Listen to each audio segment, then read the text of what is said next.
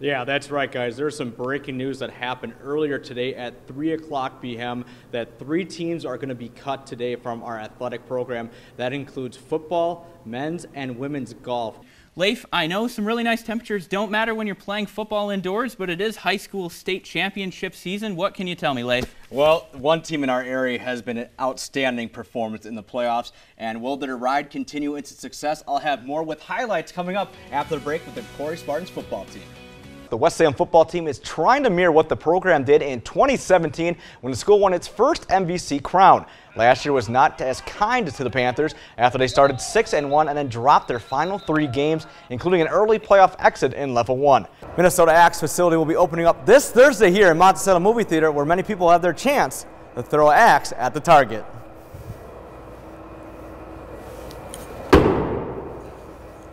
Reporting for UTVS News, I'm Leif. It's a season home finale today for the St. Cloud State baseball team. See how they did today with highlights and much more next on UTVS News. Well, the UW lacrosse football team has picked to finish second in the WIAC this season. UW Whitewater is the favorite, no surprise there. And Eagles finished 7-3 last season and 5-2 in their division. The team returns 14 starters from last season, 7 on each side of the football. The team begins fall practice tomorrow morning. What are the different options that these student athletes can take after this announcement? Yeah, the options for students, for the athletes that are here, I mean, they got 2 things. I mean, athletes that want to stay here, the school will honor their scholarships. It doesn't matter whether they're a freshman or a senior. The scholarships will hold for 4 years here for St. Cloud State. And of course, for the athletes that do want to transfer out, they were told as well that the transferring scripts and papers will be released as soon as possible, and the school will be helping the transition be a little bit more smoother for the athletes. LaCrosse Spartans football team is 1 game away from reaching that state championship game, and the only thing standing in their way for the Spartans are the Winona Windhawks. This will be a good battle as we start with the opening drive in the game, and Ricori as quarterback Jack Stile sneaks it in. Ricori strikes first, up 7-0. Later, Ricori punting inside their own 10, and the snap goes over the punter's head, and Winona's Aaron Witt dives on the loose ball, and just like that, the game is tied up at 7. On Winona's next offensive possession, Jackson Nibelink decides to keep it for himself, puts on the moves and shoulders over the defender into the end zone. Windhawks go into the half leading 14-7, and in the second half, Spartans would come charging as Brady Lingitz gets the handoff and races up the sideline for the 23-yard touchdown. Game is tied at 14, and from there, Spartans would keep their foot on the pedal as Stile again keeps it on the read option, bursts to the sideline, and dives on the pylon for the impressive touchdown, as Stile would have 5 touchdowns in the game, along with the defense forcing 5 turnovers. And Ricori moves on to that championship game after defeating Winona 48-24, and the Spartans will take on SMB Wolfpack on November 29th at 4 o'clock p.m. The Wisconsin Badgers football program is built on running backs and big offensive linemen. However, the difference from making it between a conference title and playing in the Pinstripe Bowl has been at the quarterback position. After Alex Hornibrook departed this summer for Florida State, the fall battle at quarterback has been between junior Jack Cohn and true freshman Graham Mertz. According to reports from the Wisconsin State Journal, Cohn is performing well in fall camp and is expected to start when the Badgers head to South Florida at the end of the month. Cohn says camp has been good so far, but he knows he will have more responsibilities this upcoming season. And the MLB playoffs has been a wild one, and who could imagine that the Nationals would be where they are today, being up 2-0 over the St. Louis Cardinals in the NLCS. Cardinals needing to get a win to keep their playoff hope alive, and starting things in the first, Adam Eaton would get a base up the middle. That scores a runner, and Nationals strike first. Up 1-0. Next batter, Anthony Rendon hits a flare left field. Ozuna with the sliding attempt, and it pops out the glove. Nationals aggressively sending Eaton to the plate, and the throw is not going to be in time. Nationals add to that lead. It's 2-0. Later in the inning, it's a hero from the NLDS, Howie Kendrick, and he comes up clutch with a base hit into the gap. 2 more runs come in the score. Nationals getting on Flaherty early, and Nat fans are going crazy. In the 5th, it's Kendrick. Who else? Again, with a base hit into the gap. Rendon goes all the way from first, and Kendrick gets his 3rd RBI of the night as the Cardinals are down 5-0. Later, up by 6, Victor Robles gets a hold of one, and that one is not coming back. as Zach clears the fence. This game is busted wide open. It's 7-0 for the Nationals. The Cardinals would get a run, though, but it wouldn't matter as Steven Strasburg was dominant. He recorded 12 strikeouts, and the Nationals are one game away from going to the World Series.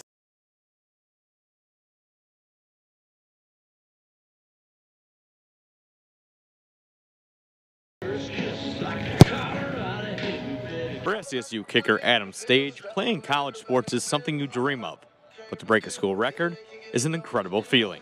It feels pretty cool. Stage found out that he broke the school record for most field goals made during a game against Concordia St. Paul. Figured out actually on the field right after I kicked the field goal to tie the game by a couple of our assistant coaches. And it was a great feeling, especially with all the hard work that not only me, but the holder, John Solberg, and the snapper, Parker Buckley, and I, we've all kind of gone throughout the years, and all the guys up front. So it was really cool to see that all of us and all of our hard work was able to pay off and be able to do it midway through the season this year. With his responsibilities being with kicking, breaking a school record was something he never thought of doing. I had no idea, to be honest. I thought just kind of coming in, I didn't think of any records. I didn't think of any goals or accomplishments or achievements. I was just looking forward to being able to just kick in practice and hopefully earn my way into a starting role, then from a starting role earn my way into just a solid kicker and kind of go from there. Although it's exciting that Stage broke the school record, he is more concerned about doing his job to help out his teammates one kick at a time. Either way, it doesn't matter if it's for a record or if it's just to make the kick. It's whatever helps out the team the most, and that at that point was to help the team the most. That was what we were excited for. With currently having the school record, Stage hopes that sometime down the road, someone will break his record. I didn't know or have any envision of being a record holder here, but I guess records are meant to be broken, so I hope someone down the road will break mine as well. Reporting from Husky Stadium in St. Cloud, Leif, UTVS News.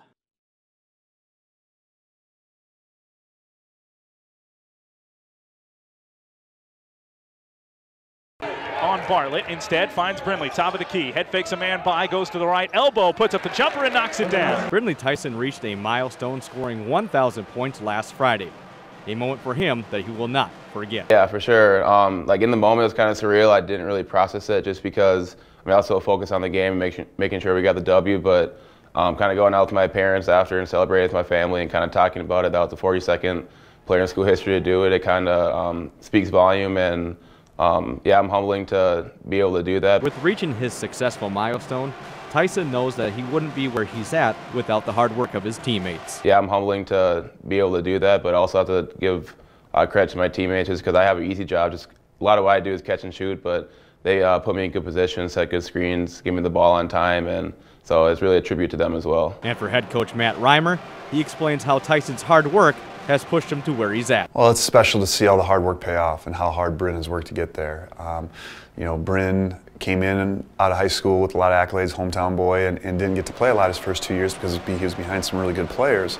And to his credit, he didn't hang his head. He didn't do what a lot of kids do today, and that's bounce and figure that's going to be better someplace else. He just kept working hard and made it so that we could not play him. And these last 2 years, he's just been fantastic. And I couldn't be happier or more proud of him for what he's accomplished. Let's break down Brindley Tyson's number throughout his 4 years here at St. Cloud State. He has played over 2,700 minutes, and he has made 356 shots. Now compare that to hours, that's about 45 and a half hours. And let's give it a comparison to NFL games. An NFL game typically is around 3 hours and 12 minutes. And if you break that down to minutes, for Tyson's game numbers, that's over 14 NFL games where he has made 1,000 points, ending up like this.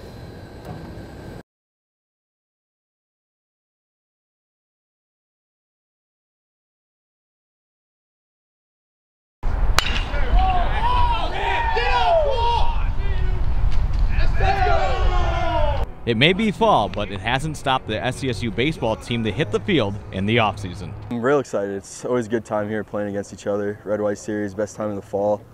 It just feels good to get back out there. A little cold, but get used to it. Although the players are excited to get back on the field, the most important thing is building team chemistry. Big part of it is going to be team chemistry and just following the ropes with the older guys. The new guys, they're not much younger, but new to the system, new to everything, and we got to show them around. And team chemistry, I think, is a big part of that. Yeah, just be with the boys. I think past 2 years in JUCO, it's kind of taught me the grind of baseball. So I'm just looking forward to having like a good time with the guys and obviously winning some baseball games and creating that team bonding and I don't know, I just love hanging out with the guys and having a good time. You know, baseball's great when you have a great team and a bunch of great guys, so it's been fun.